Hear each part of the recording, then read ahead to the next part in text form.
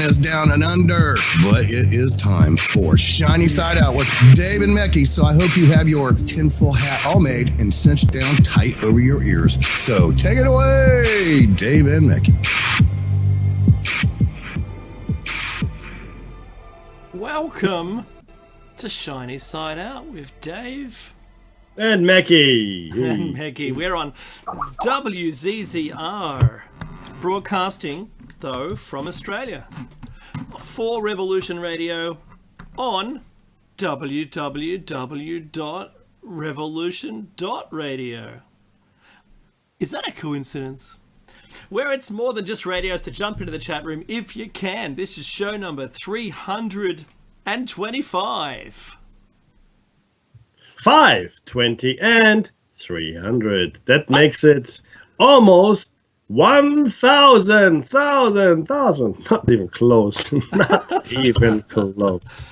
What? I like how that's a thing. It's on air, online, and on your smart device. So grab an app to listen from anywhere in the known universe that has the Earth's internet. Think about that. Or you could just be at home listening on a Grace Tabletop Digital Radio. Mecky, I still want Grace Tabletop Digital Radios to send me one. And good luck with that. That's right. I've mentioned them like maybe 300 times, but that's all right. If you missed Solaris' show, which I only caught the end of, and I apologize. Do you know Solaris is the fantastic, right? She even said fabulous show for us. I have to give it back to her on this one. She had Jen O'Loughlin and Greg Haskell, Charlie Ficino, talking about cryptocurrencies, GolfLinks.co. GolfLinks.co. They've created a brand new app, and it sounds great, where you'll be able to use your crypto everywhere. Now, I know, Mecky, there was an announcement, just quickly on an aside, there was an announcement here in Australia that crypto was going to be used, I think, at the airport shops or something like that. So that's a big step forward. The banks stepped right away from crypto and wouldn't support it. So that means their apps didn't support it. But, you know, I have to tell you, there's a lot wiser people out there that say, you know what, that Android Pay app thing, we'll join that to crypto and away you go. So you should be able to use it a lot more often. So if you've got some and you're dying to spend it somehow, now you can. Maybe they're just trying to offload everyone's crypto by using it up, Mecky. That's probably another way to think about it. But you know what? If you've got a lazy $5.95 per month, which is like a triple shot coffee here in Australia, that's all it costs, the equivalent of $5.95 a month to get access to the Freedom Slips archives. And you can check out Solaris' shows, or our shows, or in fact, all of the hosts' shows, like their MP3, so you can, listen to them in your own time and not live.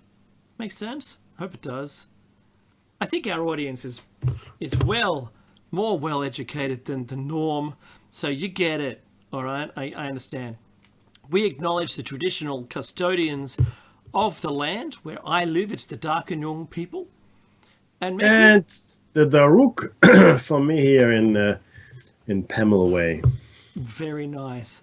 And look, we pay our respects to elders of those peoples, past, present, and future. And I add the additional line here, and let us remember that beneath our roads, all the concrete, the buildings, our houses, are lands which have had stories passed down about them for 240,000 generations, and I'm being conservative. So our 4 generations or 5 generations doesn't even amount to a hill of beans in this old town, this crazy topsy-turvy. Small hill of beans. It's a small hill of beans. What? I'm feeling actually rather theatrical today, so apologies everyone if I get it. Maybe if I start, puking or. Oh, nice. That's always good to know. No, I don't mean throwing up. I don't. Is it? No.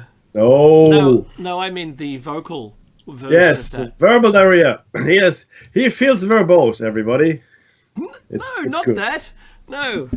Oh. It's when you do the radio speak. Oh, yes, we all speak on the radio, Dave. No. Oh, we are divided by a common language. That's so awesome. That's very funny.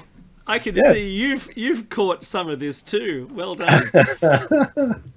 How was your week, my friend?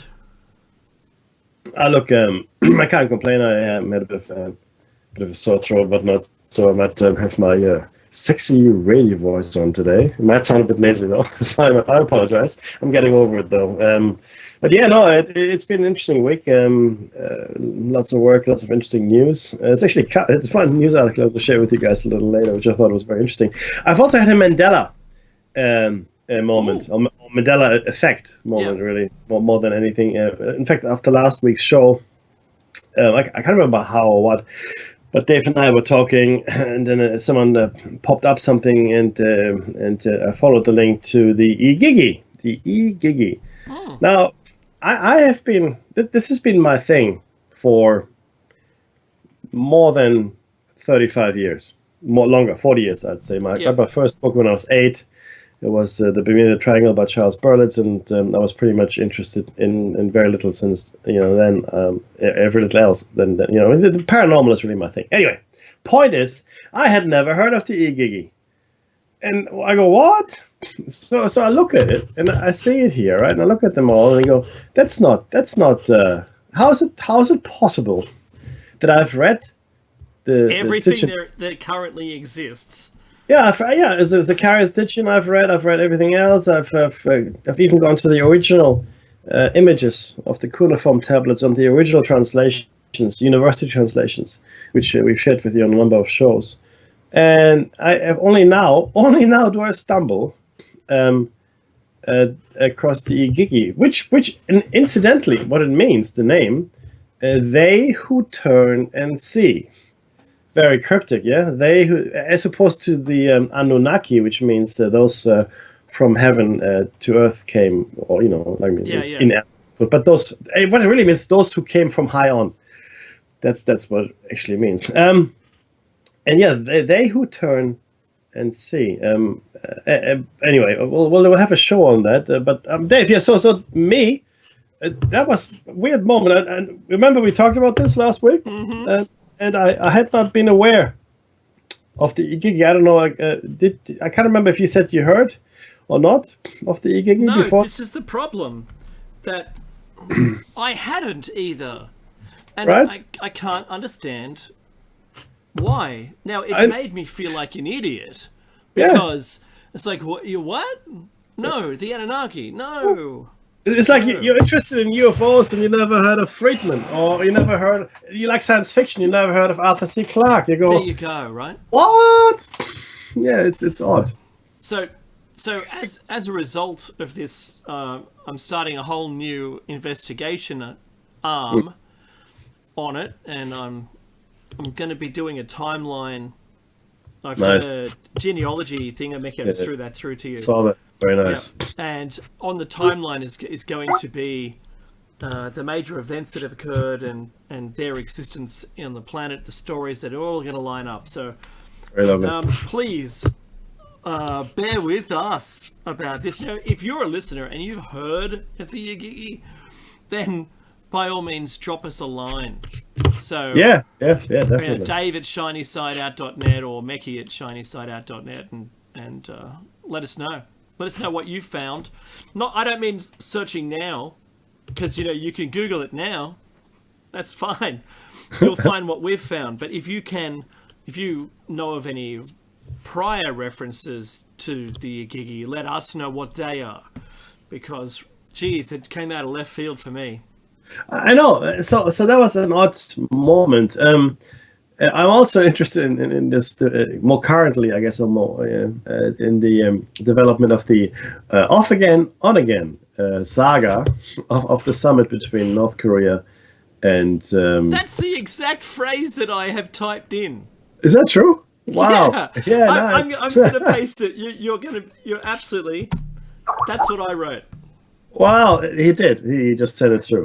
So that's pretty cool. Hey, how about that for mental telepathy? Huh? Yeah, telepathy. Yeah. Yeah, the thinking at you. I'm thinking at you. No, but seriously though, it's interesting. Will it happen? It looks like it will now. Singapore is pretty good at pulling these things off. It's a good place to go for this kind of thing as well. Good Singapore, that is ground. 100%. It's very safe. It's very organized. It's very efficient. So if you want to eliminate all external factors, this is a good place to be. To have talks. And he says, Trump says it's going to be get together, get to know you kind of thing. And so, good and okay. Anything that moves this forward is good for me. Incidentally, Singapore was also the place where Taiwan and China had some talks a couple of years ago, if not last year. But yeah, anyway, look. That we'll see what China threatened Taiwan. Yeah, that's right. Always a good way to start these things. Start. Yeah, that's right. With a threat. Yeah. Interestingly enough, as well. I do like crowdfunding, just to let you know, and I'm investing in a few things there. I had a half bad experience. I invested some money. Oh, not invested. I gave those Kickstarter type stuff. You give someone some money, and I gave it to these guys that put these headsets together.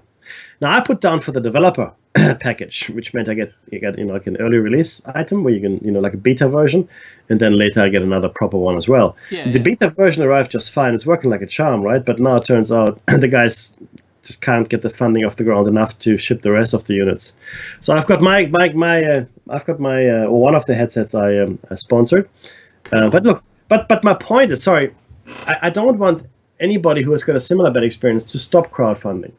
I think crowdfunding is the way of the future. I think all of these technologies are going to empower us, enable us, right? They're going to change the paradigm. I had a discussion with my brother the other day, and we're going a bit left field here, but it's important because it affects us in the way we live as well. Should we make it, past the eruption of Yellowstone? Anyway, so what it was is we had a discussion, an argument, a debate, if you will, around whether or not Uber is viable and Airbnb and all that. And my brother was saying, Uber is good, and the state of taxis in Sydney was pretty bad, which is true. He's right. I was being a bit narrow-minded when I spoke to him. But the point is this: I don't think that Uber is going to displace the taxi companies. I also don't think that Airbnb is going to displace hotels. And I want to give you an example here. I don't know if you're familiar with torrenting, but torrenting is a file-sharing application, right? And what it does, essentially, you upload a file, and then everybody can access it, and everybody who accessed it and is willing to share helps in the distribution, if you will. It's a distributed file system, right? That's really what it is. It makes it a lot faster anyway. And did it become a business? No, it hasn't. Websites are being shut down a lot. What it did occasion, though, was for the market to change, for the industry to change. What we now see is Netflix and whatever else they're called, right? All the other streaming services. Stan, boom, right there. All of those, right? They are a direct result of the pressure that the torrenting people put on the media conglomerates. Okay, they had to change their business model. I mean, now it costs you next to nothing to do it. And so why not? Sure, pay $1, $5 a month, whatever. Incidentally, you should pay $5.50 now, $5.95 to access the archives at revolution.radio. It's awesome. It's only seriously $5, guys. Or $5, $6. Come on, just access. You can access everything, all of it. You can access Solaris, who's just on before us, as Dave mentioned earlier. I think it's awesome to do. Anyway. It's a similar kind of thing, right? You can just access information if you pay a subscription. Now, what I think is going to happen with Uber and Airbnb and the like, they're going to push the industry, right? Because it's not tenable that they're displacing it. It's not going to happen because of regulations, the law. If you hop into an Uber, you're not insured unless the driver has third-party insurance. And it's compulsory. Yeah, in Australia it is. Not everywhere. So there's actually zero regulation. A taxi has to go through rigorous safety checks. They have to go in and get checked after a certain amount of kilometers. They pay extra taxes. They pay extra levies. As a private car owner, I don't have any of that. In fact, you get in an Uber, you don't know when that car was serviced last. You just have no idea. Not only that, the Uber person is not an employee of Uber. That's just a private contractor that's going somewhere. So what's going to happen is I think that the taxi industries in the world, as well as the hotel industries, they will take advantage of the platform that both Uber, Airbnb, and other applications provide. In fact, that they're, as a retaliation, a quick knee-jerk reaction is they've had in development but released early their let's book a taxi app. Oh, boom, right there. Exactly. Right away. Yeah, because that's what people want. It is. Not only that. A single taxi may be driven by, at least 2 people doing 12-hour shifts. Yeah, sure. At least, maybe 3 people doing 8-hour shifts, and that cab is on the road all the time. Yep. And yes, it has a service history, but the license plate in Australia costs an enormous amount of money, and they're auctioned. Not as much anymore. No, because that was a disruptor again. Yeah, that's right. That's exactly right. So the laws that evolved for taxi use have not caught up for Uber use. Yep. The laws for renting your house out to renters and who stands proud and in the face of the law if something occurs if you do your Airbnb. Yep. These are the struggles that the lawmakers have to try and they're chasing this forefront of change. So that's actually the most important statement there. The law, legislators, even society has not yet, exactly. They haven't caught up with where we are and what we can do. But we can see what's going to happen, right? And it will happen because it's smart. I mean, you've got an algorithm that hooks you up with an available car. Bingo! You don't have to call anyone. It's on your phone or whatever smart device. It's prepaid. Prepaid. Not only that, what I think is a feature that probably should be retained is the algorithmic change of the fare price. Meaning, certain times it'll be cheaper, other times it'll be a little bit more expensive. I mean, within reason, I think. I think what Uber is doing is just crazy. It's just the fluctuations are too high. But all of the technology is driving it. So it's not the end of the taxi as we know it, but it certainly is the way. It's the end of the way we interact with the taxi companies. So I think that's a good thing. So that's just my little thing on what's happening in the world these days. Right? I've got an Uber driver that lives less than 300 meters from my house, and if I was right, they haven't. But see, it's not a job. It's not a job, though, right? No, you're right, and it's something that people could pull an extra few bucks in if they wanted to. Say there's a stay-at-home mum who's got this afternoon off. But she would like to make some more money. She's registered already. All she does is say, look, I'm available now. And voila, now she's driving, right? Having gone through all the process of signing up. To go out and purchase a car for the pure use of being an Uber driver, because there's pretty strict limits about how young the car must be to lift this up, because taxis can be 10 years old or whatever. To change the market, they decided that the rules to become an Uber driver are going to mean that your car is going to be extremely new. It's going to be still probably under warranty anyway, and so all of its servicing should be free. That's tough. And I know that they changed the rates recently. And when I was talking to the Uber driver, and he goes, "Oh, it's actually pretty tough now. You got to be driving all day." You see, but it was never meant to be that. No. Okay, let's be very clear what Uber was meant to be. It's almost Volkswagen. It's almost it's almost the Volkswagen of taxi services for the people. One for everyone. Except it's not, of course. But it was meant to be a ride sharing. So ride sharing is a great idea, and the platform Uber or others as well are also a good idea. But it was never meant to be someone's income. It was just, hey, I'm going from X to Y. Yeah, I got room for passengers. I'll take you. That was the idea behind it, right? Wow. It was not. Yeah, I'm serious. That was it. It was never meant to be like, oh yeah, I'm going to be driving around my Uber all day long. Same with Airbnb. I tell you what happened. Airbnb. I went to a conference recently. There was a lady that spoke. A New Yorker, living there in a rent-controlled building, whatever. I think 20 or 30 apartments in a building, maybe more. And she said her landlord kicked everybody out because he converted his apartment block into an Airbnb. Wow. it's so no, again, regulations, like hotels have very stringent regulations. There's laws protecting people staying there. Airbnb, if you go to someone's house, you don't know what state it's in. There's nothing protecting you. It's just goodwill. And this guy kicked his regular tenants out to turn his apartment building into an Airbnb. Okay, because rent control wasn't earning the bucks. No, exactly, right? There you go. And in New York, everybody wants to stay in New York all the time. So, he wouldn't be short of people wanting to stay there all the time, right? So this is a real problem that people are completely maybe not misunderstanding, but certainly misusing a platform, which is awesome. These platforms are really awesome platforms, but they're being completely misused. It's like communism. Dave, communism is a great idea. No haters. I'm talking about the idea.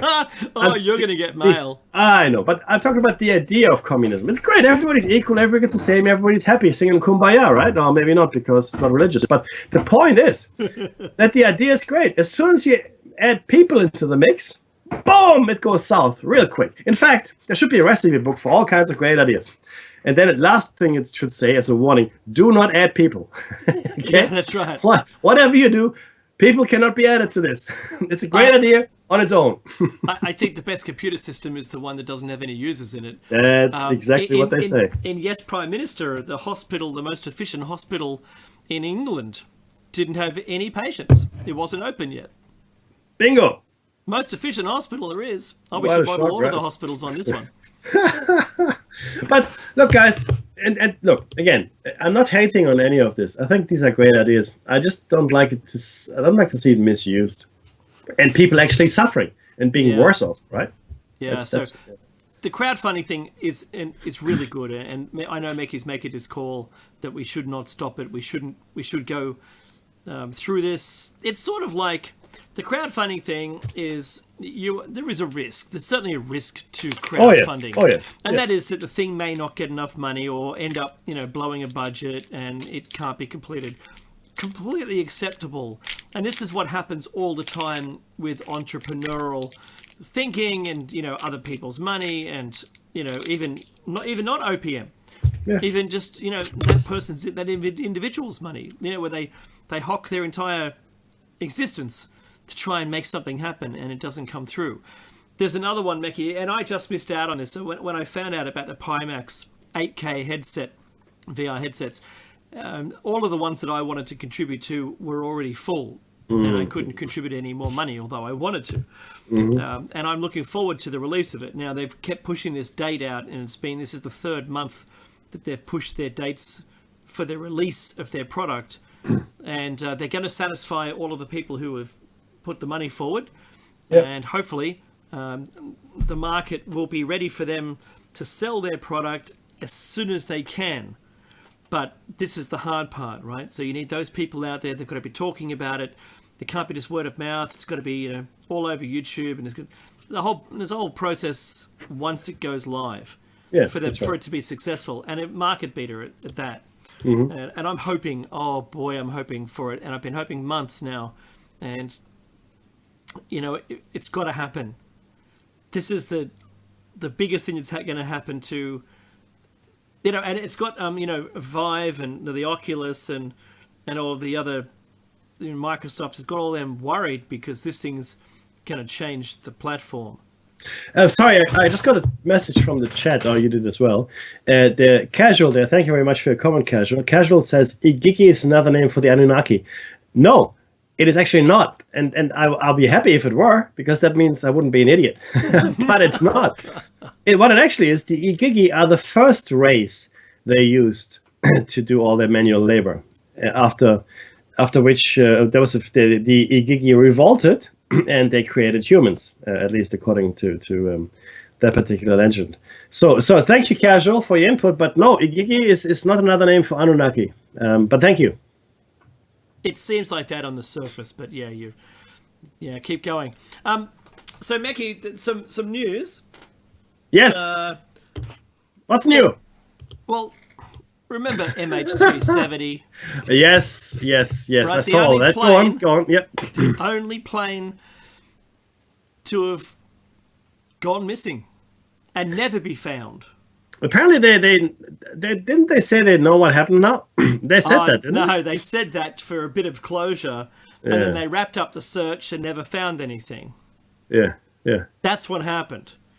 So there isn't a plane.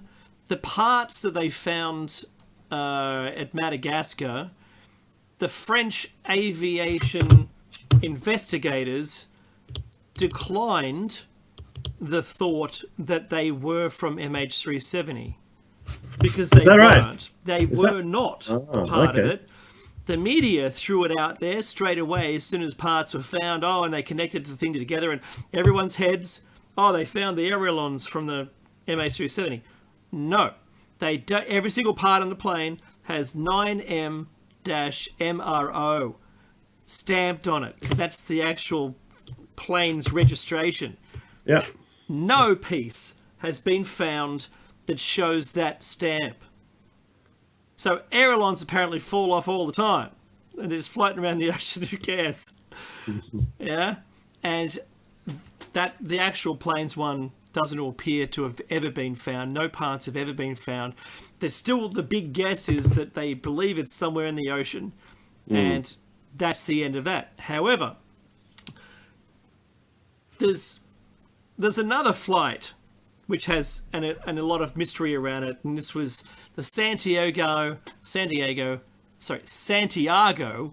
got to get pronunciation right, Flight 513. Go and Google that and enjoy what you find. Basically, a plane lands which had been missing for a long time, and when they get it open, there's 92 skeletons on board, and the engines were still idling, so the story goes. And the pilot was also a skeleton clasped onto the flight controls. So maybe it landed in a time warp under its own steam, if you know what I mean. Lands, and then as soon as it does, maybe everyone suddenly gets old. Do you know what I mean? Don't know how that works, because I'm not a time traveler myself, but I can only imagine how this would have happened. So that's a documented case, and everyone seems to ignore it. But I'm gonna say something here, and it's a connection with one of my beloved artifacts that have been found, and that's the Abydos Temple lintel that shows an anomalous set of objects, including a helicopter, what was some kind of plane, like a jet plane, and an offshore powerboat. Those three things. Is that maybe what happened? Maybe 370 went back in time, just appeared in the sky, and eventually came to rest, and the people documented it in the only way they knew how. Like one day someone's going to know what this is, right? So we're going to, sketch out a profile shot of the plane, and good luck with that. Don't know. I just don't know. It's interesting that flight. Yep. Because what I found is it's a 1947 flight that is being talked about here as that particular flight. I don't know if that's true or not. It's the same year that the Mariner flight, Avenger, also the Avenger bombers, and then the Avengers. That's right. And the Mariner went missing as well. So altogether, two sets of flights went missing the same year. 47 in the Bahamas, Bermuda Triangle type stuff. So this is in the same year, even maybe around the same time frame. Because there's also the ghost ship, Mekki, that's been found floating around. Yeah, interesting. Very interesting. So that's my question. I mean, is that what happened to 370? Will we ever know? And they're pretty good questions, and I'd like one day to stumble upon it, or maybe it lands eventually. It lands in in China, in its true destination, Shanghai, only to discover skeletons on board. Right? But this is one of those things. It is one of those things, Becky. It's why we have a radio show. It's paranormal. It's something that it ticks all the boxes, and they just called it off. They actually lost the search ship for 3 days during the search. Yeah, they went. No, they didn't lose it. They went radio silent. Nobody knows why. Yeah, That's weird, right? Why'd you go radio silent? But there's no explanation then. When they came back, they didn't say, oh, we went radio silent because of... No, just ignored it. Oh, okay then. Yeah. And I know that they actually lost as well. They lost the search radar reflection buoy that they tow. They lost that. And so that they've just been cruising around the ocean, just hoping no one noticed. The other one is...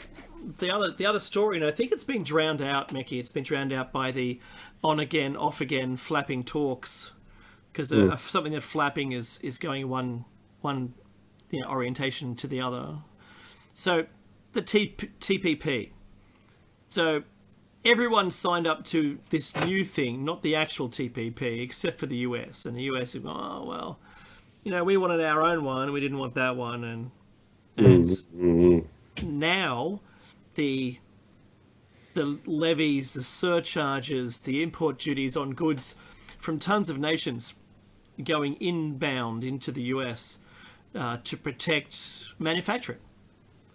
Again, yay. I mean, bring back the manufacturing, I say. I think we should all be manufacturing our own goods. I completely agree. In fact, the biggest issue we have is the destruction. I kept saying, I know I sound like a broken record, but the destruction of the middle class that we're seeing is one of the gravest issues we're facing right now. Forget everything else. This will have the most profound long-term impact on our entire society when we start destroying the middle class. But hey, that's where we're going, guys. It's no longer about labor arbitrage, by the way. This is not some evil person offshoring your work. This is an evil person getting rid of people altogether. Yeah. That's what's happening. Well, I mean, think about you're watching the development of robots to the point where they can replicate your cooking. Surgery, cooking, everything, 100%. Yes, absolutely. Manual handling tasks. Yep, it's the thing. Yep. Normally, humans and our agility, our dexterous gripping abilities, all taken. It's all gone. You don't have to worry about that anymore if that's what you did. The big problem, Mecky, is the only reason humans are employed is to fill the gaps in the software. Yeah, that's right. That's it. It's a control function. There's no other reason. No, that's right. Now, I was talking to a bot, and I asked it whether it was a bot, and it said no. I don't think I am, Dave. But it was a bot, and it's the same bot, and you go to the same website 24/7, and it's the same, user name that you're responding with, who can't possibly work 24/7. Why not? Why? And so I disconnect and reconnect, and it asks me the same greeting message, and then I say, "Are you a bot?" And it says no, and I go, "Well, I'm looking for a bot," and then I confuse the sentence with the word bot with one of their products, and up comes the product guide. That's it. And okay, so you're an AI, right? Are you an AI? No. Right, good on you. Is there anything else I can help you with? Yeah? It's not a person. So I would like to talk to a human. The human in charge. There are no more humans in charge. Don't worry, I'm sure I'm maybe 1,000th on the list in order of the first guy that worked at Boston Dynamics that beats the box out of the robot's hands and then pushes it backwards till it falls over. He's the first on the list to go when they're sentient. I'm about 1,000 down now because I've been pestering this AI on this website. They won't forget. Oh no! At some point, it'll become sentient, and that's the enemy. It's hilarious, but it's true though. It's true. I mean, well, we haven't got true AI yet that we know of. Does it exist somewhere in the universe? I would say it's almost impossible to not have that. So I want to. In fact, I just thought of something again, Dave, and I'll tell you what it is. Where do most people live these days? Mm-hmm. Cities, right? Yeah. We live in cities. That's where we live in cities. Like the vast majority of us live in cities. One thing that cities all have in common is they've got enormous amounts of light pollution. Enormous. Oh, is right? it? Mm-hmm. Which means you will never see a starry sky. Not really, right? You see a few stars and the moon. It's nice. If you go out into the wilderness, into the bush where there's no light pollution at all, You will be, and if you've never done it, if you have done it, you know what I'm talking about. If you've never done it, I urge you to do it because you will be astounded by the spectacle that you will have in front of you. Now, in my opinion, right? Again, this is a little out there, guys. That's on purpose. This light pollution and us not being able to see the sky because we have lost complete contact. Even though we all know about astrophysics and the beginning of the universe and the Big Bang, we're all experts. All of us, we all know all the things the experts tell us, which makes us experts because that's how it works, right? If an expert tells you something, you automatically become that expert. So as the human race, we're becoming a little maybe introverted Completely. by forgetting the rest of the universe exists. We don't have that first-hand experience anymore. Yeah. Let me give you an example. If you meet somebody online or on the phone, that's nice. It's good. If you have a working relationship, that's nice. That's good. Once you meet that person in person, face to face, the relationship changes significantly. It usually becomes a lot better because you have that first-hand experience. The same with the sky. We look at the sky on TV, we look at the sky and we see not a lot of stars. But if you go out into the wilderness and look at the sky and see it for what it is, you realize, oh my good Lord, look at that. There's no freaking way we are alone in the universe. Absolutely. Because once you see that, you go, it becomes obvious to you that it's, I mean, it's insanity to even assume that we are. And to come back to your machine, AI. So if you go with the age of the universe, 5, 6, 7, whatever billion years it is now, doesn't really matter. At some point in there would have been other intelligences, much, much further advanced than ourselves. Machine intelligences. Why not? Because it seems to be a thing of us. Maybe it's a sentient thing. I don't know. That the need to learn, the need to grow, the need to explore and expand, and to create oneself in the process, like or our counterparts in a way. Anyway, so I believe there's a deliberate effort to not have us look at the stars. I'm going to add something to that. Mackie, did you know that there was a documentary done where people, when they were shown a picture of the Milky Way, didn't know where that was? Is that right? And were immediately upon and they took the back foot when asked. They show them a picture of the Milky Way with all the millions of stars, and they're from New York, for instance, and they just go, "Oh, what? That's CG, right? Where is this taken? Like, who took the photograph?" And they go, "No, that's the sky at nighttime." And they go, "No, maybe that star there I've seen, and this one, because there's maybe 20 stars in the sky with really serious light pollution, just like you said." Yeah. And they said, "No, this is, well, if there was a blackout and there was no light, this is what the sky would look like." Mm-hmm. And they go, "No."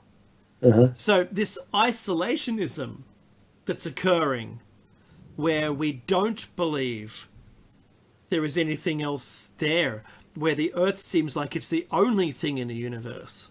Yep. It's such a pity, and it's when you've where you live, where not just where I am, because I've got Sydney's light pollution away, but when you're on the other side of the mountains and you're on the hay plain and you stop the car in the middle of the night and you have a look up, it just looks extraordinary. Yep. It And does. you know why the ancient peoples track stars, because when it was nighttime, hello, it's all there.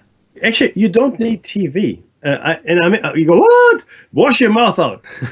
No, you go and watch the night sky. I mean, the real night sky. Mm-hmm. If you get bored, I'll give you money. Okay, but no, look, it is spectacular, and people have forgotten that it is. So, and again, deliberately, and you know what's funny? The way we live today is head down. Mm. We all hold our little devices. It's head down. We never look up. I watch people on the train, on public transport, Mackie. I watch them. Yep. And as soon as they get on there, they stop looking at people. The only reason they look at other people is collision avoidance. Yeah. Yep. That's it. Yep. As soon as they're stationary, whoop, yep. I'm on the phone again. And I brought this up maybe a couple of years ago now, Mackie, it was, where there was a shooting on a New York subway train, and the judge could not believe the train was filled with passengers and no one saw it. Nobody saw a thing, right? And because they're all buried, and the term was buried in their devices. Yeah. If you look for that, you'll find the story. It's extraordinary. This guy pulled out a weapon from a bag and toyed with the fact that they were going to shoot the person there next to them, put it away, sweating and sort of laughing and talking to themselves, then pulled it back out again and fired. Yeah. Awful. But no one saw it. No. And people draw this is very popular meme now on Facebook anywhere, really, where you've got a picture of today, people looking at the devices on the subway or whatever, right? Oh, I love it. And there's another one taken 67 years ago in New York again as well, where everybody's reading the newspaper. Mm-hmm. There is a fundamental difference between having an electronic device and a newspaper. Yes, you can be engrossed in reading a newspaper, absolutely. It is nowhere near of the same magnitude as your immersion in your electronic device. Connected. No, and in fact, it affects your brainwaves. The blue light, right? I urge you to put a blue light filter on if you want to go to sleep at night. But the way it works and the light it emits, it suckers you in. And in fact... Don't tell me it's not designed like that too, eh? Of course it is. Of course it is. Not only that, you know, well, not you, but some of us suffer now from a new form of... I guess dysfunction, which is withdrawal from your electronic device. People actually have withdrawal symptoms. Like if you were addicted to heroin, you would show some of the similar mental, I guess, consequences. Irritability. Here, right? Yeah, completely. Unstable emotions. Yeah. Uh-huh. Where's my phone? How come nobody likes me? I've posted this 2 minutes ago. I haven't got 1,000 likes. I'm going to kill myself. That's exactly what I experienced last week. I posted something, and I checked for anyone looking at it. No one even pushed the like button. Oh, dude, that means you have no friends, man. Why do you even exist? But all the other stories, Mecky, I'll tell you, everyone contributed in some way to the other things that I posted, except for that one. And it was actually about me. The other ones were news stories, prominent things, and maybe informational. Yeah. They had some. The slants were pretty even. I tried to mix them up, but the thing about me, not even one. Mm-hmm. And it's wow.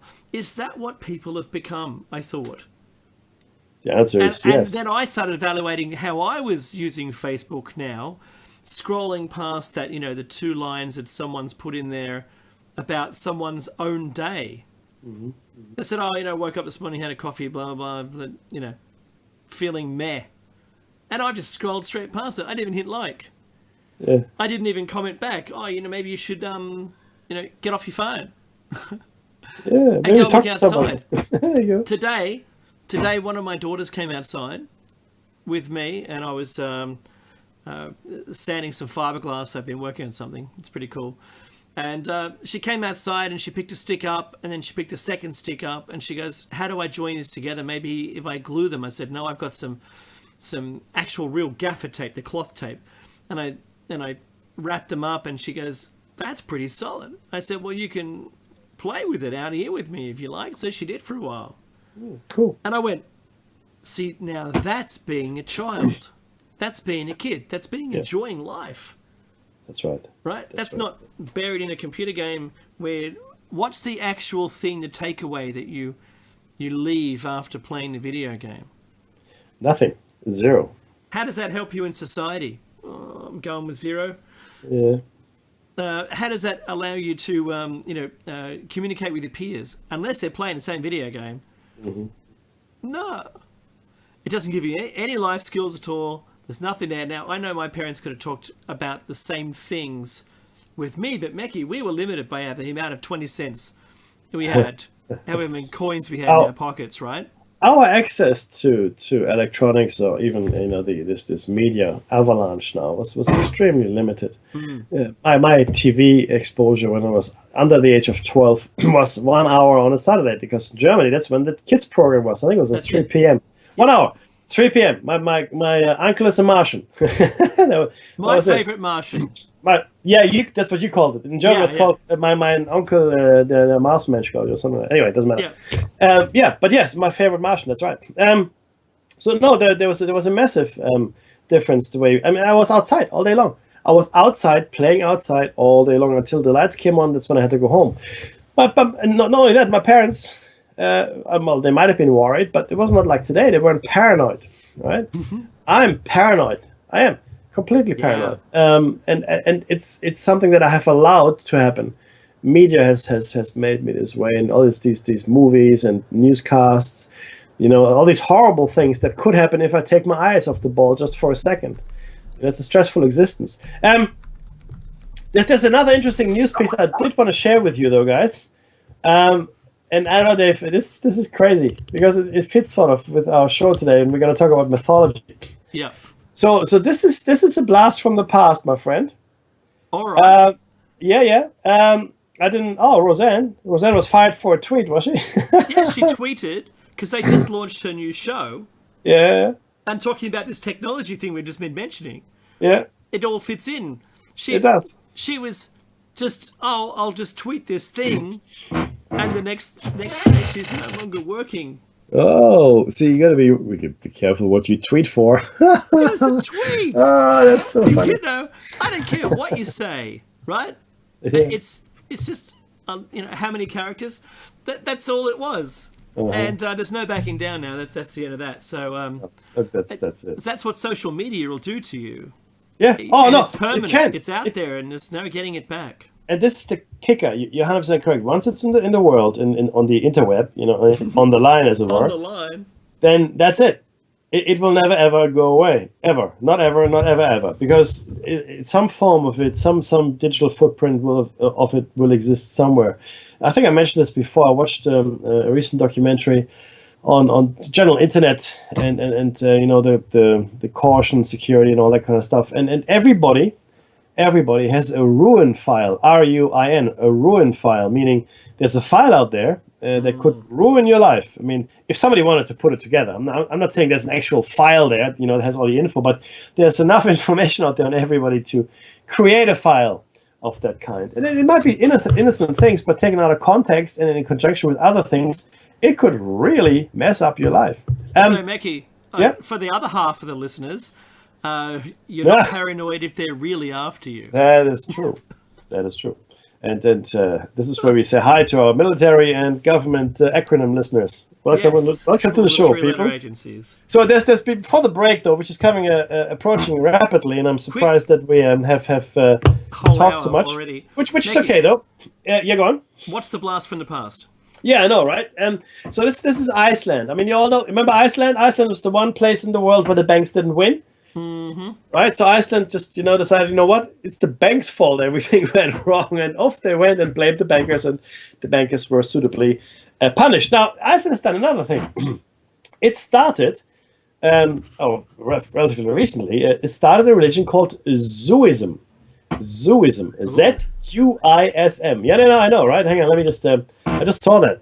Just let me pop it to you. It's interesting because it fits in with the mythology theme, as well as our Igigi show that's going to come after mythology. So what is Zuism? Zuism is a new religion, that is based, a pagan religion, that is based on the Sumerian religion.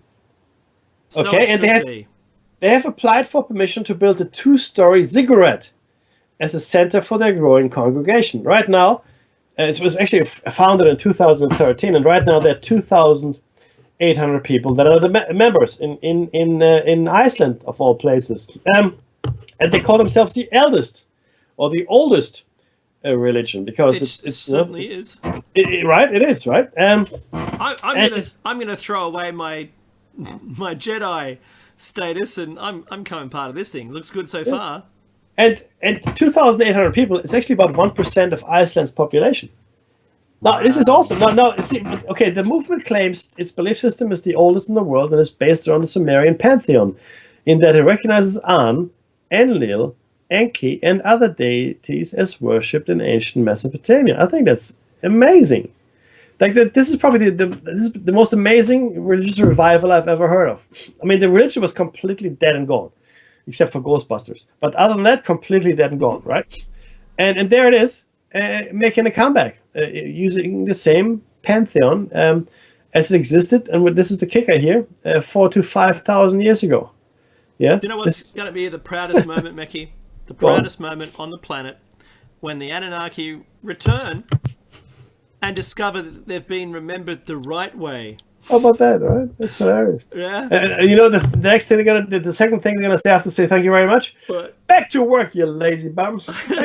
Into the gold mines. Yes. Larigegu. But you mentioned Ghostbusters, so there's no Zool, no Gozer. We're not going to get destroyed by a Marshmallow Man. Yeah, no. That's a shame. So, because that would, imagine how many people would be streaming that on YouTube or on Facebook. Oh yeah. They'd be streaming the end of the world till the end of the world. Because it's... What else would you do? That's what people do. It's endlessly and perpetually dumbfounding to me, Mackie, that people don't believe Australia exists, because that's going around again. And that the Earth is flat, and that just keeps going around. I like the guy that put the level on the plane that came up this week in random conversation with people. It just does my head in. You know, and look, I reckon what we do is we just round them up, put them on some island, and just forget them. Yeah. Look, I'm not surprised at all, because, look, it's I mean, okay, now, this is going to give me a lot of hate, and it's okay. That's your third lot of hate today. It's my third lot of hate. People still believe in organized religion. People still believe that there is a personal God that is specifically there for the Christians or the Muslims or the Jews or the Hindus or the whatevers. There's a specific God that specifically loves those people. Yeah? But it's the all-powerful God. But it only loves these people. But it's all-powerful and all-loving. But you're absolutely right. That's the stupidest statement that any religion makes. Yet. So look, I've got complete faith in the bottomless stupidity of the human race. Complete faith. I do. That's the one thing I completely believe in. Yeah? That's it. So what faith is to believe in something without any proof? Oh well, yeah, it is. But it's not only that, right? It's the vehemence with which people believe, and I believe casual. By the way, scientism is just as bad as any religion, because science was meant to guide us to the truth, right? Not protect what people say the truth is. Don't go away. There's a short break. We'll see you on the other side of this short station break.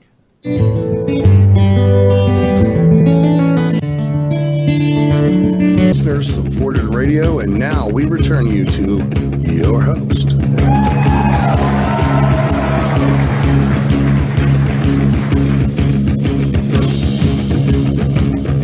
Hello and welcome back to show number 325. Dave and Mackie's Shiny Set Out on Revolution.radio, 520 and 300. And we just took a whole hour to talk about all kinds of things, which were more or less related to other things, which is good. But we are going to talk about mythical creatures today, yet again. And I think we'll talk about mythical creatures for yet some time. There's a lot of information out there. When we started the research for the show, it was astounding. I always knew there were a lot of mythical and fairy creatures, right? I just didn't realize how many there were across all the cultures, and just how many were, in fact, repeated amongst cultures. It's really quite something. In any event, Dave, we are at the Siren. That's right. And I know. But I just want to have a quick shout out to a listener who isn't in the chat room. Okay. And who was so nice to say that they're looking for a bot to auto-like all my posts in the future. Hey, what about me? I want a bot. It's okay. So I'll just name them by their first name, Canon. Thank you so much for that that I was not even aware that you were a fan of the show. But so thank you very much. Please do, and I actually posted into that chat the Iceland's pagan Suists That's funny. temple design story. So thank you, honestly. That's so amazing, Mickey. Isn't that amazing? The reach. I know. It is. I think it's fantastic. I still would like to know. I know this is Here it comes. I want to know how many people are listening out there. I mean, know, right? for all I know, there's the people are listening are Wild Bob, Omega Logos, Casual, You and me, Skunk Hunt, Blasphemous Buddha. And in case you're wondering what I'm doing here, comment maybe. I'm listing all the people that are active in the chat room right now. That's right. That's who I'm listing. So if you want to be active in the chat room, please go to revolution.radio. And on the left-hand side, there's a whole bunch of little menus, and one of them is called Chat. You just click on that, and in you go. Funding, you can also click on, and that's where you can donate if you wanted to. Right, up to you. Nicely done. It'd be nice though if you did, I think. And there's even an analog clock now, station time. That's so cool. It is 3 a.m. in the United States, 3, which is Saturday. Oh, sorry, Sunday morning now, of course. Somewhat behind, but it's all goodness, I guess. Right, and you're on Studio A. That's what you're listening to, Studio A on Revolutionary Radio. And thanks for the shout out, Dave. That's awesome. And we like to acknowledge all listeners that interact with us. It's just courteous to do that. So if you want to interact, easiest way, listen to the show while being in the chat. Because it's an interactive medium. Yeah, and if you're not doing it live, you can do it post live, Sure. Through our YouTube channel if you like, or through email. But live is better. Life is better. It's whiter than white, and it's brighter than bright. It's lifer than life, right? That's almost like an Omo commercial there. It's an Omo commercial. That's exactly right. Brighter than bright. And this is another thing I want to know. What is brighter than bright? What is that? Sorry, whiter than white. There's white. White is white. Okay. What is whiter than white?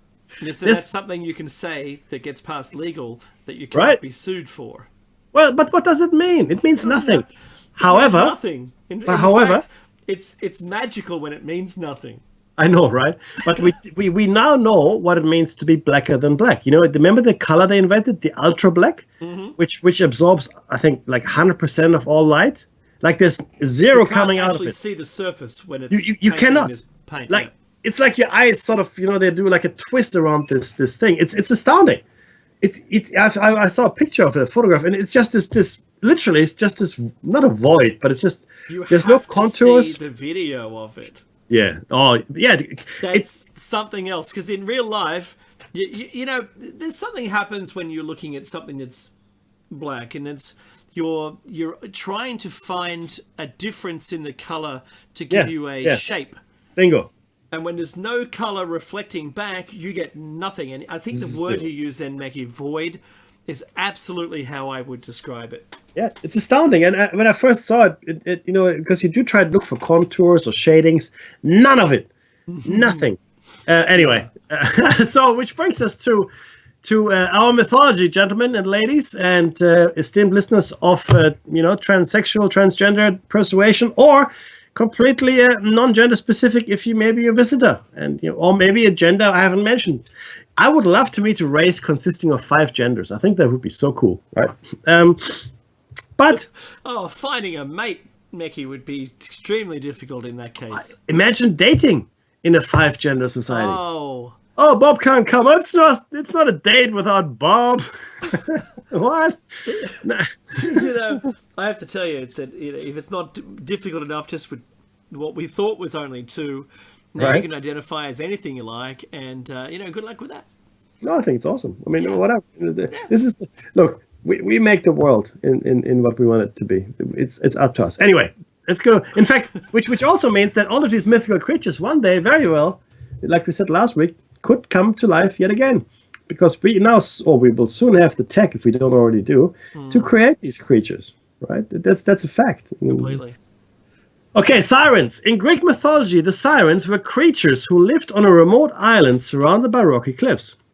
The sirens lured passing sailors by their singing, which would enchant any sailor listening to the point that he would lose all willpower and crash his ship upon the sirens' rocky shore and cliffs, killing all the men aboard. Ulysses, or Odysseus, was one of those, and he wanted to hear them. So he asked his men to stuff things into their ears so they couldn't hear it, but then he asked them to tie him to the mast of his ship so he could hear the siren's song. And he tried his darndest to get his men to release him and sail to those sirens because he just wanted to listen to it. Dave! I love that story. Right. Sphinx. The Sphinx has had a long history of secrecy and intrigue, being viewed by many cultures as guardians of knowledge and as speaking in riddles. Why? That's just a different timing. Thanks, Christopher Walken, for existing. The Sphinx varies in physical features, but is almost always a composite of two or more animals, and some versions are part human, part animal. Whatever form the Sphinx embodies paradox, beautiful and alluring. She is also dangerous and deadly. Encountering a Sphinx is described as confusing and destructive and requires great caution when approaching. Wow. Sounds like my ex-wife. Okay. I'll leave that alone. I'm only kidding. No, but again, I want to say something about the Sphinx here as well, just because I always like to throw it in. Every representation we have of a Sphinx, model or a painting or a drawing, is anatomically correct. The only Sphinx that is not anatomically correct is the Sphinx that is present in Egypt in front of the pyramids. That's the only one that's incorrect from an anatomically speaking point of view. The head is entirely too small for the body. It was just egotistically done by one of the pharaohs or one of the leaders to That's carve what we their think. own head in it. Otherwise, it was a lion. Yeah. Oh, look, absolutely. I completely agree. And it makes sense too with, anyway, there's a whole bunch of reasons why it makes sense for it to be a lion. Which brings us to the Tengu. The Tengu, or heavenly dogs, are a class of supernatural creatures found in Japanese folklore, art, theater, literature, and religious mythology. These Japanese spirits were originally thought to take the forms of birds of prey, such that they are traditionally depicted with both human and avian characteristics. In the earliest sources, Tengu were actually pictured with beaks, but in later depictions, these features have often been anthropomorphized into unnaturally long noses. These crafty, oftentimes dangerous birdmen were long held to be disruptive demons and harbingers of war, much like the Chinese prototypes. Over time, this overtly negative evaluation was softened somewhat as the Buddhists came to acknowledge the popular conception of these spirits as morally ambivalent protectors of the mountains and forests, who were as likely to bring windfalls as calamities to humans intruding upon their domains. Which is interesting, because that is exactly how the fairy folk are operating in Europe. They protect the mountains, they protect the forests, right? And they can be very beneficial to you in the ancient lore, as well as quite damaging, right? But they're not malicious per se, right? And it's interesting how we're talking about Japanese and Chinese beliefs here that are so in line with European held beliefs of some of these mythological creatures. Which brings us to a really interesting section of this, and this is the humanoid creatures. And I want you guys to pay specific attention to this, because I think that a lot of the creatures that we remember, especially the humanoid ones, the ones that are coming up now, are probably memories of races and of people that existed and maybe still exist in hiding somewhere. I completely believe that the human race was a lot more diverse. And in fact, we know it was a lot more diverse at some point in time. There were like 4 or 5 of different species of human beings alive, which could interbreed. They were just very, very different, right? Today, everybody's virtually the same. I know we all look very different, but imagine how much more different the world would be, or how much more interesting if there were 5 species in and of themselves as varied as we are in our own species. It would be just mind-blowing. And I think some of these creatures here are a memory of that time. Dave? That's a good point. I just all that immediately came to mind was how many more wars we'd be having right now, Oh yes. Oh because yes. everyone would believe that their species was the best one. Yep. And maybe that's the demise of the ones we're just about to mention. So think about this. The banshee. A banshee is one of many spirits of Irish and Scottish folklore. Banshees are omens of death and messengers from the afterlife who would appear and wail under the windows of a house where a person was about to die. I know, right? A brownie. A brownie is a legendary household spirit popular in folklore around Scotland and northern England. They are said to inhabit houses and aid in tasks around the house. However, they do not like to be seen and will only work at night, traditionally in exchange for small gifts or food. They usually abandon the house if their gifts are called payments, or if the owners of the house misuse them. There's a very similar belief in Germany they're called Heinzelmännchen, little men, Heinzelmännchen, who come out and usually help tradesmen do their work at night. So again, so a brownie is a German Heinzelmännchen if you're of Germanic extraction. Think about also the stories that have, like the tinker stories, Yes. and the boot repairer, and That's it. That's it. Exactly right. Dwarfs is there another one. A dwarf, appearing most frequently in Norse mythology, is a humanoid in form, but short and stocky. They are connected with the earth and are often said to be miners, engineers, and craftsmen. That's right. The elf. You've probably got a certain picture of an elf in your mind. But this is where it came from. The elf was found in Norse mythology, so Northern Europe, and it still survives in Northern European folklore. Elves can be depicted as youthful-seeming men and women of great beauty, living in forests and other natural places, or as small trickster creatures. In early folklore, elves were generally possessed of supernatural abilities, often related to disease, which they could use for good, healing, or ill, sickening, depending on their relationship to what the person they were affecting. They also had some power over time, in that they could entrap human beings with their music and dance. Some elves were small, fairy-like creatures, possibly invisible, whereas others appeared human-sized. Generally, they are long-lived, if not immortal. The fairy rings in a garden. I remember discussions that my grandmother had about there being fairies at the end of the garden. A fairy is a spirit or supernatural being based on the fae of medieval Western European folklore and romance. Sometimes the term is used to describe any mystical creature of humanoid appearance, including goblins and gnomes, and at other times only to describe the specific type of more ethereal creature. Many folk tales are told of fairies, and they appear as characters in stories from medieval tales of chivalry to Victorian fairy tales, and up to the present day in modern literature, and also lots in Disney. Oh yeah, absolutely. Again, there was a very famous case in the 19th century where two girls were meant to have interactions with fairies. Later it was claimed to be a hoax, and it was debunked. But I'll dig out the details. It's a fascinating case. I actually take photographs of these fairies. Right? Gnomes. The gnome is a class of creatures that has taken on many different meanings, but most generally refers to very small people, often men, that live in dark places, especially underground, in the depths of forests, or more recently in gardens. Most European ethnic groups have had some kind of gnome legends, with local variations. Some helping plants and animals, some helping humans, some reclusive ones staying underground or in dark forests, perhaps hoarding treasure, and others interacting mischievously or even harmfully with humans. Modern traditions portray gnomes as small old men wearing pointed hats and living in forests and gardens.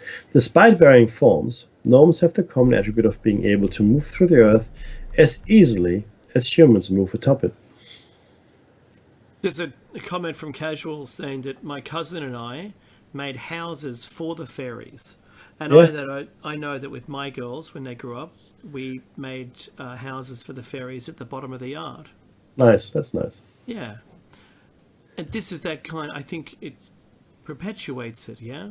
Yeah. Goblins. The goblin is of Germanic and British folklore, often believed to be the evil or merely mischievous opposite of the more benevolent fairies and spirits of lore.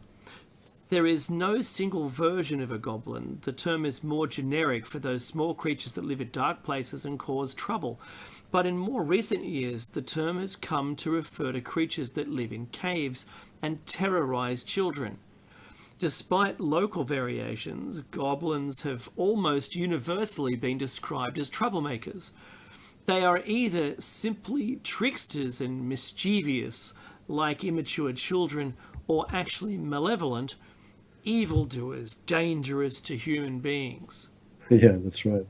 Just something to an earlier point you made around building these fairy houses. If you go to Japan specifically, but not just Japan, other parts of Asia as well, you find little shrines dedicated to certain deities, and it's sort of an animistic kind of way of looking at the world, meaning everything has a living spirit. There's a really, really excellent movie.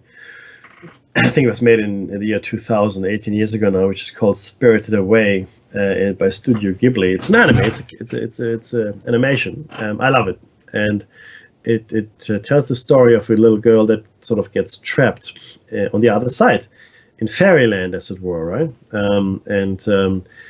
It incorporates a lot of Asian as well as European mythological elements within it.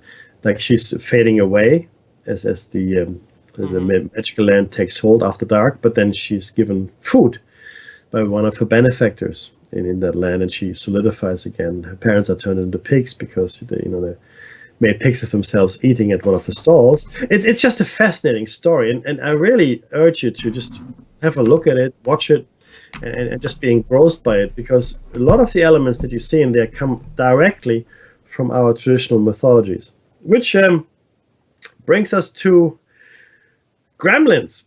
Gremlin, yeah, you all seen the movie. There's actually a mythological basis for gremlins. A gremlin is an English folkloric creature commonly depicted as mischievous and, interestingly enough, mechanically oriented, with a specific interest in aircraft.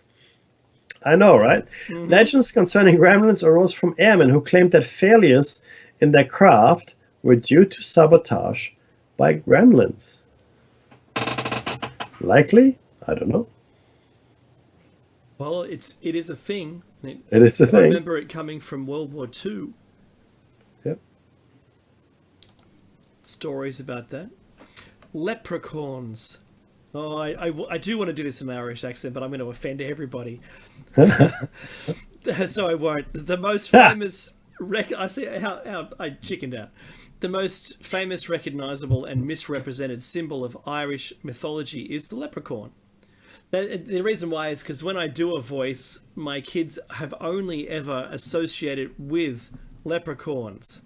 So my Irish voice is what my grandmother's, how she spoke, but it's no longer just the Irish people, it's only leprechauns to my kids. They have origins stretching back to before the arrival of the Celts.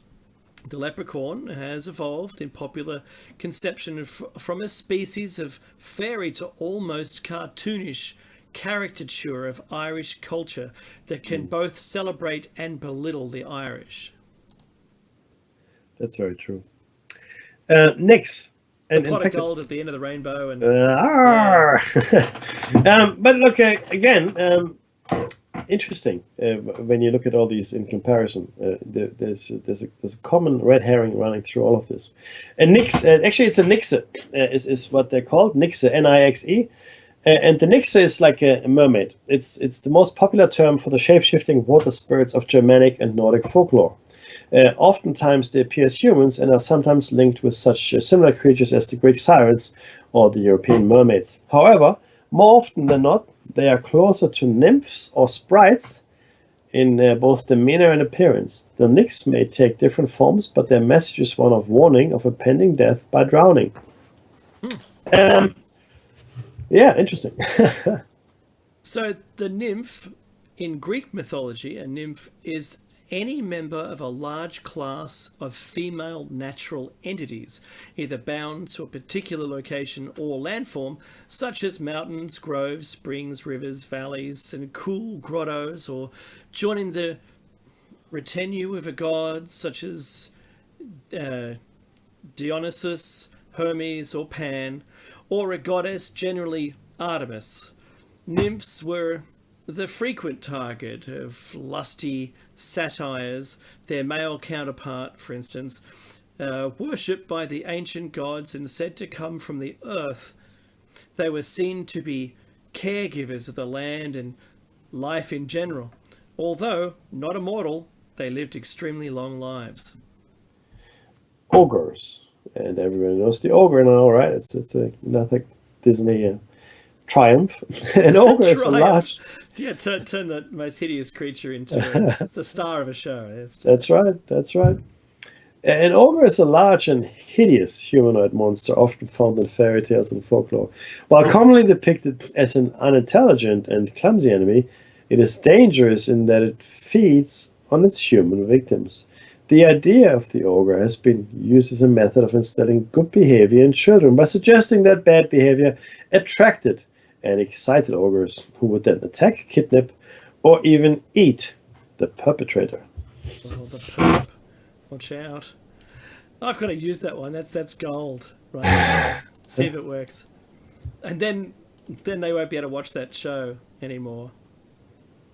With the big green guy. Orc. The orcs. Now, I remember playing a game, Orcs versus Humans. Orc refers to various tough and warlike humanoids in various fantasy settings, particularly in the stories of Middle-earth written by, is that J.R.R. Tolkien. And derivative fictions, often barbaric and unintelligent. Orcs are usually seen as the most warmongering and violent of all mythical creatures. In Orcs versus Humans, there was certainly someone to avoid. Fair enough. Which brings us to pixies. Again, a very interesting little creature. Pixies are creatures of English folklore. They are considered to be particularly concentrated in the areas of the Downs and Moors of Devon and Cornwall. Cornish pixies, if you will. Where are the Moors? Right? The Moors. Like sprites and other different types of English fairies, pixies are often considered mischievous, but not overtly malevolent creatures of nature. Their most commonly depicted image is a wingless and pointy-eared fairy-esque creature dressed in green. That's something we should mention here as well, I think, Dave, at this point, since they did. The anatomically... or the anatomic differences between us and some of the fairy creatures. So, for the most part, a lot of the mythical creatures have pointed ears, or are depicted as having pointed ears. Wild Bob just put Tinkerbell in there. I know, right? Yeah. This is one of the interesting characteristics. Also, fairly large noses. Some of the dwarfs, the goblins, and so forth. So, and maybe that's one of those morsels of truth that we remember from way back when. But now, Dave, we're getting into something that's it's more acute to most people than the other creatures before this. It's getting a bit squatchy. I know, right? Yes, Sasquatch, colloquially known as Bigfoot, is a primate-like animal believed to inhabit the forests of North America, although people claim to have sighted the creature in every part of the United States and most of Canada. Akin to the infamous Yeti of the Himalayan mountains, Sasquatch lore dates back to the earliest Native American tribes. Now, there's also, in Australia, there's the Hairy Man, which was the Aboriginal, the stories go back, and there was even sightings after white men set foot on this and sort of took over Australia. And in Hobart, there was a news article where the Hairy Man came down and started stealing some food and then went back up into the mountains and was fought. Extraordinary stuff, Mackie. I agree. It's meant to be tinfoil hat. But Oh, I not only there that, it is, right? but the thing is this, I mean, because it does go back beyond European settlement, Yeah. it goes back to the, and not just, and so you're right. There's Sasquatch, there's Bigfoot, there's Yeti, there's Alma, there's the Yeren Man, all over the world, we have these humanoid creatures, Bigfoot-like creatures. Some are smaller, some are larger, but you find them everywhere. These are not isolated phenomena, right? They go back. They don't have a common source per se. That's right. But they have common traits. Oh, So completely. they're usually very hairy. Yes. The color can be black, brown, or even orange, as in Malaysia. Yeah. And that's the same kind of consistency we find with bears. Yeah. Not saying that they are bears, but that the same thing had to adapt in different areas. Now, that's quite possible. It all seems to make perfect sense to me. Look, but it does, and obviously they're smart enough to have avoided us for the most part. Yeah, because wouldn't you want to? Well, you have to. I mean, one thing we're good at is killing things, and if you want to survive out there, and you got us on the loose, I'd hide too. But let's just be clear though, it's across the world. It goes way back. It's not cross-cultural contamination. So these stories were not brought along with European or other settlers. They're native stories in each part of the world. Yes. Which brings us to the trolls. Trolls, they're specifically of Scandinavian origin, but has now international popularity in the realms of legend, folklore, and fantasy. One of the most anthropomorphic fantasy creatures, trolls have been depicted in vastly different ways. Generally considered somewhat dangerous, whether through their larger than human size and strength or through more magical means, trolls are recognizably similar to human beings. There becomes a conflict right there. The Valkyrie in Norse mythology, the Valkyries are a host of female figures who decide who will die in battle. The Valkyries bring their chosen warriors to the afterlife hall of the slain, Valhalla, which is ruled over by the god Odin. There they become the deathless, or Einherjar, or lone fighters, prepared to fight at Odin's side during the Eschaton, or Ragnarok. Ragnarok, the end times. That's right. Yeah. Oh, right. The end times. Vampires. Yes. Vampires. You got to forget that they're included. I know, right? In fact, the next one is interesting too. But certainly, vampires exist in all cultures, in all manner of shapes and guises. Blood sucking or spirit energy sucking. I mean, vampire nonetheless. But here it says, vampires are folkloric beings that subsist on the life force of a human being or animal. I think that's a good way of putting it, the life force. In most cases, vampires are represented as reanimated corpses who feed by draining and consuming the blood of living beings. Bram Stoker's Dracula has arguably been the definitive version of the vampire in popular fiction. I don't think anybody would argue with that at all. True. Mickey, there was recently a mockumentary made about New Zealand vampires. It's worth a see. It's very funny. Okay. It takes you 15 minutes to get really into the swing of it, but it's what would it be like if you were a vampire today? It's very, very funny. All right. And I put it out to everyone to watch it. I think it was on Netflix, and I can't remember the name, so you'll have to Google it. All right, so we've got werewolves next. A werewolf in folklore is a person who shapeshifts into a grey wolf or wolf-like creature, either purposefully by using magic or after being placed under a curse, often at a time of a full moon. Given that they were a threat to people, tales often focus on methods of revealing werewolves, protecting oneself from them, and killing them. Yeah, essentially, that's what we're good at. We're good at killing. Yeah, we are. Wendigo. The Wendigo is a malevolent, cannibalistic spirit into which humans could transform, or which could possess humans, appearing in Algonquian mythology.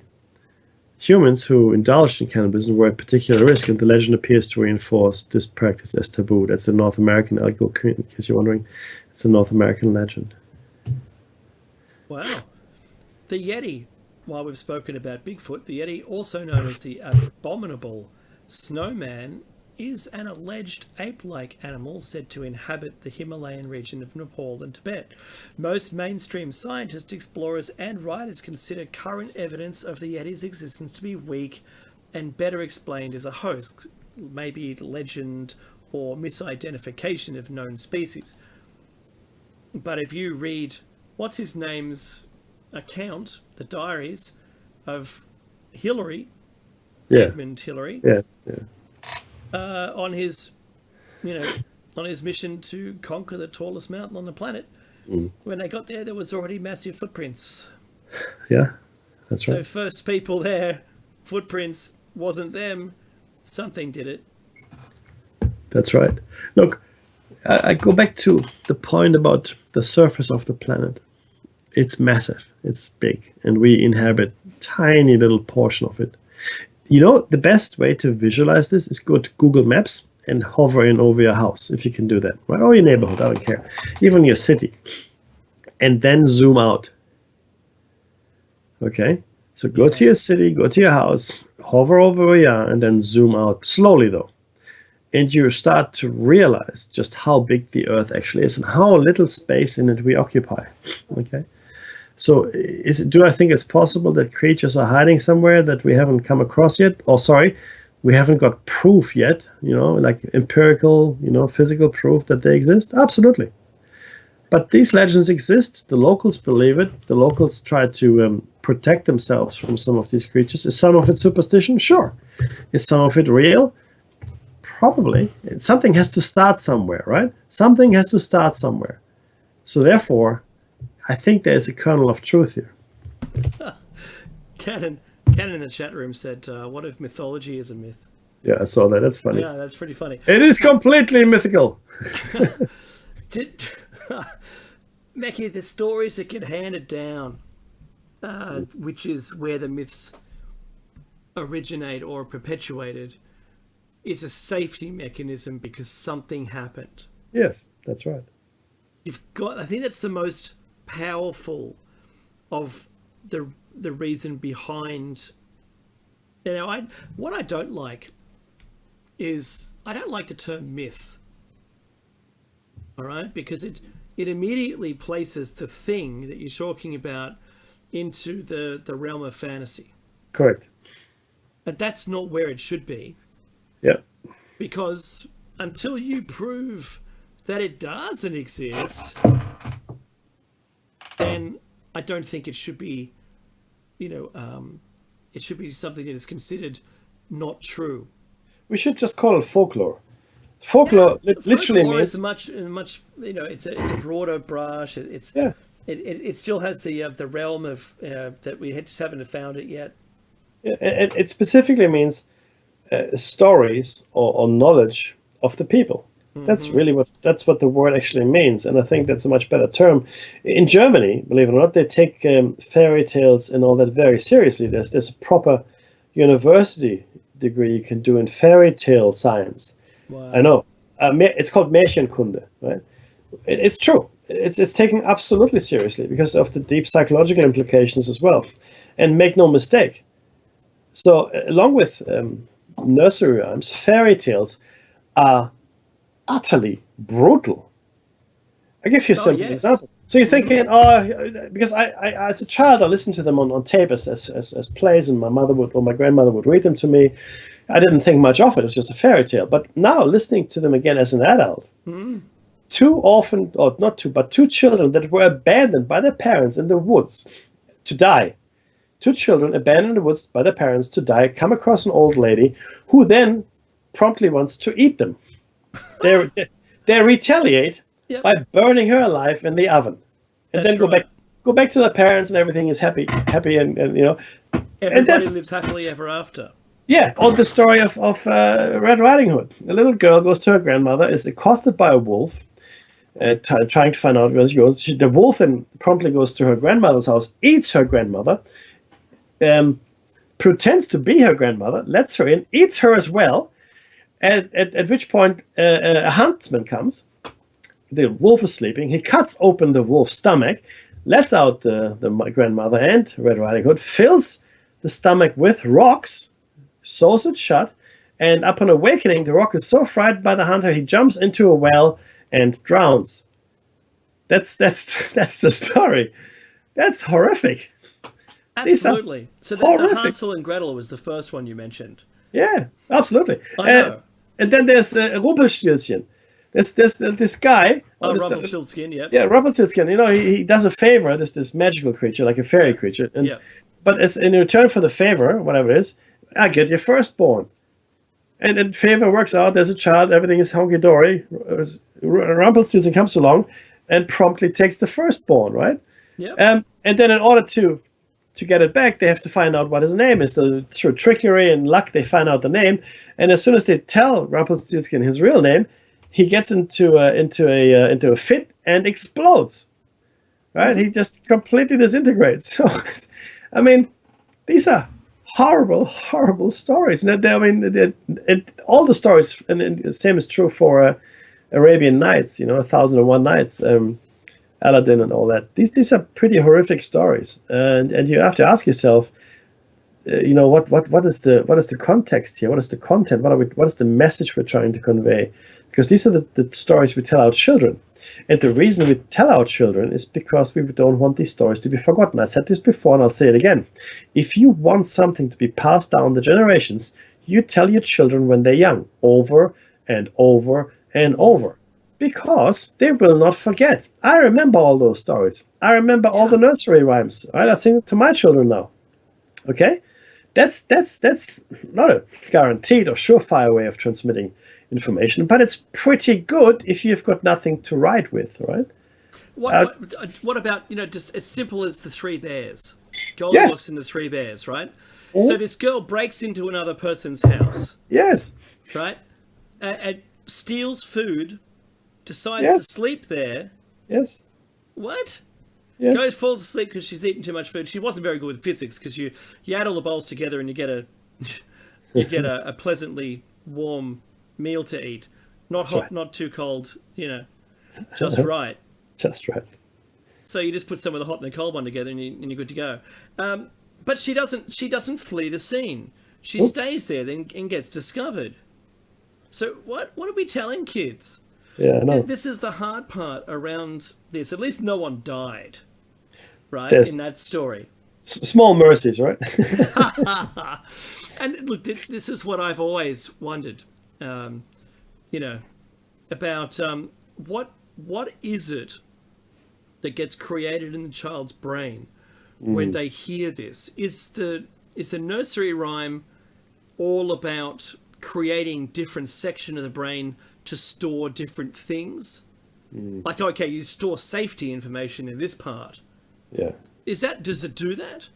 I mean, the rhyme and the story and the propagation of it, and while they seem harmless fairy tales, they are definitely conveying a message. Oh, completely. And the message is strong, and it's kept there, and it's accurate when it's retold. Perfect. Yes. That's exactly right. And that's really the question. I mean, what is the information here we're trying to transmit through the ages? We always have to ask ourselves this, because none of this. So look, I believe firmly, Dave, that everything happens for a reason, especially in a society that is concerned with staying alive, like daily chores. I mean, this is your job is to have bring food home to eat. Be it in an early agricultural society or hunter-gatherer society, it doesn't really matter, right? But not a complex economic society like we have today. Your primary concern is food and shelter, right? So that's what you do, and there's very little time to spare for anything else. Once you start building cities, and you have you create the parasite classes. They're going to get the hate mail too. You have time. Right? You have time for leisure activities and you can invest in the arts and science, and that can be someone's job, because they no longer have to go out there look for food all day long. I see what you mean. Do you know what I mean? Yeah. So how do you transmit this information? You do it like this. But not only that, the information that is being transmitted must have been important. Otherwise, why bother time is not as abundant as we probably have today, right? So everything that was done because there was a reason for it to be done, right? That's the point I'm trying to make. There was very little wasted effort, very little, what we consider today as frivolous activities. It's like when Michael J. Fox travels back in time to the Wild West, and he goes, "Oh, what are those? Those are running shoes. Oh, okay. What do you need those for? We run for fun." And the cowboy's looking at him. You run for fun? Like he's insane, right? Why would you do that? Who's chasing you? Oh, no. I was running for fun. What? That doesn't make any sense. Why would you do that? Yeah. But yeah, so that's exactly right. Which brings us to other creatures, though, right? Absolutely. So Cerberus is. I'll take the first one. Yes. Cerberus is a multi-headed, usually three-headed dog. In Greek and Roman mythology, it guards the gates of Hades to prevent those who have crossed the river from Styx from ever escaping. Now, I think they use this dog in Harry Potter. Yes, they do. To protect the, the jewel or whatever it was. The Materia Prima, the Philosopher's Stone, yes. There you go. That's the one. But the river Styx, of course, is a fascinating concept as well as the river, the Dead Cross. You have to pay the ferryman, and that's why the silver coins... Don't pay the ferryman. Don't pay him. But the reason people put silver coins or any kind of coin on people's eyes is because it was believed that those coins could be used to pay the ferryman to get you across. Oh, wow. It's interesting. It's all self-contained, guys. It's also chupacabra. The chupacabra, which if you're a cryptozoologist or interested in conspiracy, you're probably very familiar with. It comes from the Spanish chupa, to suck, and cabra, goat. So these are called goat suckers, right? That's the literal name for them, goat sucker, chupacabra. And it'll become clear why. It's a legendary cryptid rumored to inhabit parts of the Americas. The name comes from the animal's reported habit of attacking and drinking the blood of livestock, especially, you guessed it, goats. No. It is supposedly a heavy creature the size of a small bear, with a row of spines reaching from the neck to the base of the tail. Sounds like the Gruffalo to me. But what's the next one, my friend? Kelpie. So the Kelpie is a supernatural shape-shifting water horse from Celtic folklore that is believed to haunt the rivers and lochs of Scotland and Ireland.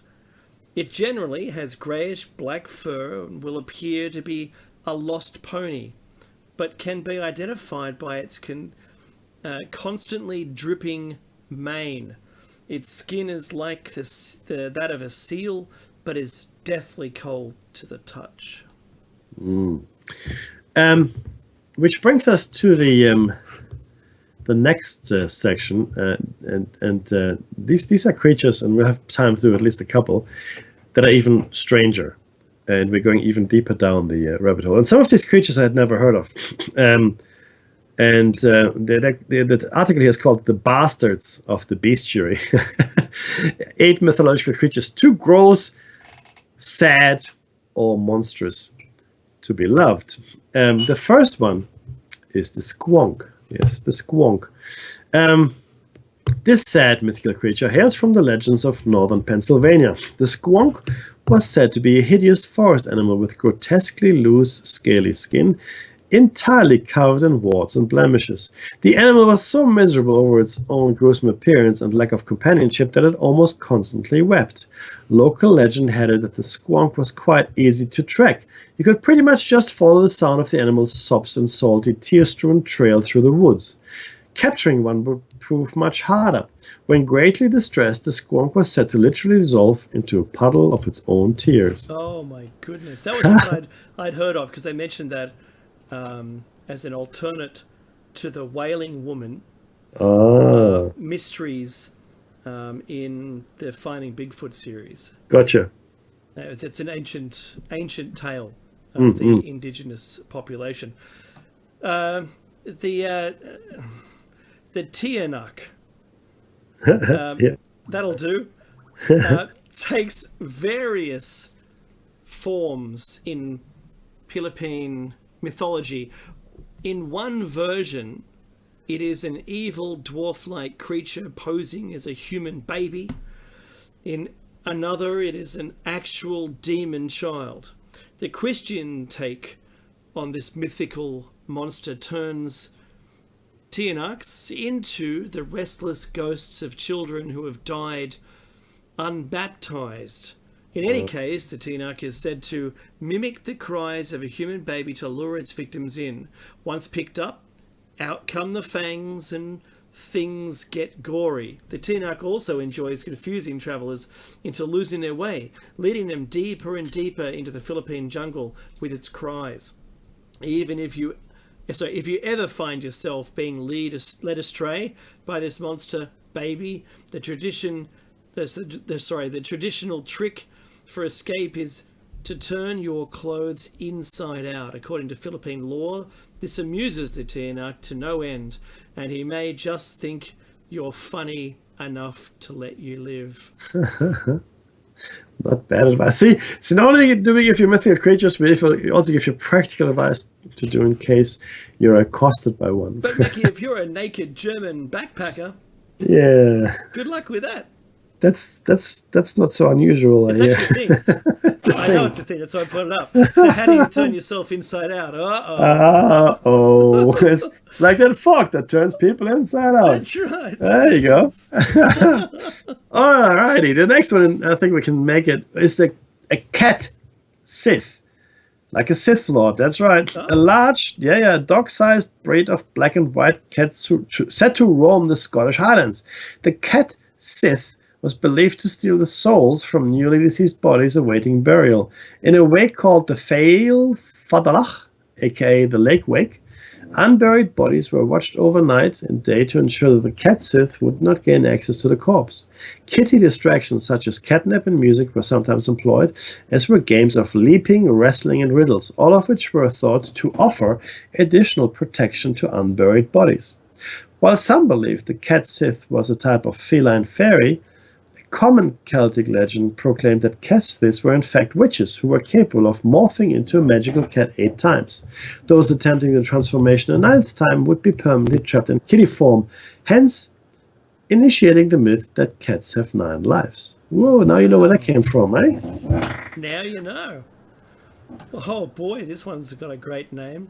Right. The Yaramayahu. I love it. A cross between a vampire and the boogeyman in Australian Aboriginal folklore. The Yaramayahu is a strange red-skinned humanoid that dwells in the branches of fig trees, waiting to drop on unsuspecting victims. The creature was said to have suckers attached to its hands and feet that it would use to drain its prey of blood, much like a giant leech. And boy, haven't we got leeches here. Once its victim was sufficiently weak, the Yaramayahu would ingest them whole, resting for a while before regurgitating the person still alive and beginning the entire process again. With each regurgitation, a victim, I've been listening to this during breakfast, the victim would return slightly shorter and a little bit redder in tone, finally becoming another Yaramayahu. Oh my goodness, it turns you into one of them. Yeah, and that's yeah. In fact, there are a few creatures that reproduce like that, like a virus, essentially, right? Because a virus, what it does, it uses the host. Uses the host cells to turn into a factory to produce more of itself. That's right, 100%. So interesting, though, right?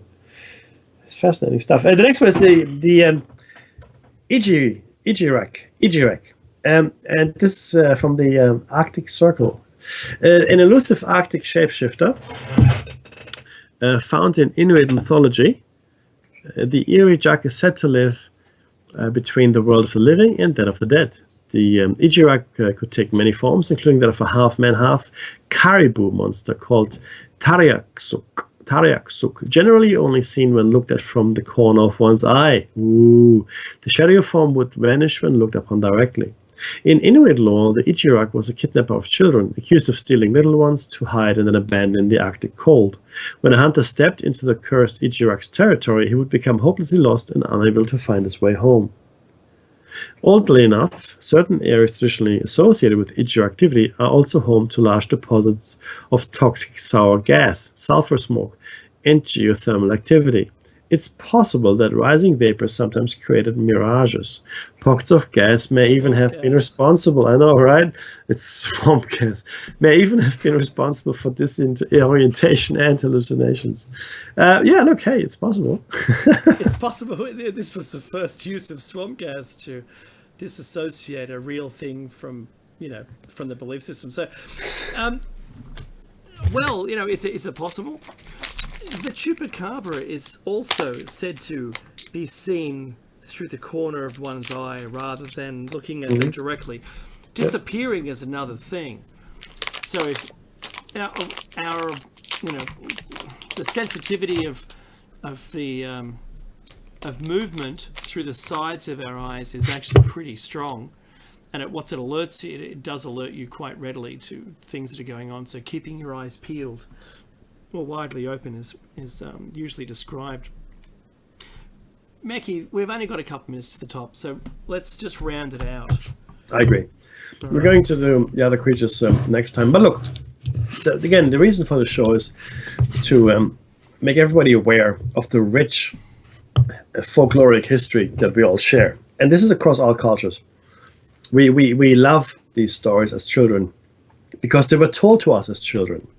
Right? They're mysterious, they're frightening in some instances, but they're certainly never boring. And if you want to transmit information, this is the best way to do it, if you haven't got any other means, right? I mean, I'm talking about transmission over time. This is the best way. Tell the children will remember. Don't forget, in the olden days, the entire Nordic Vedas and other ancient texts were memorized. What amounts today to potentially thousands of pages of written text was completely memorized by the chosen adepts, from master to student and so on and so forth, making sure that the content remained as unchanged as possible. Only in later times did things get written down. In fact, most of the fairy tales we enjoy today were written down in the 19th century. The biggest effort was undertaken by the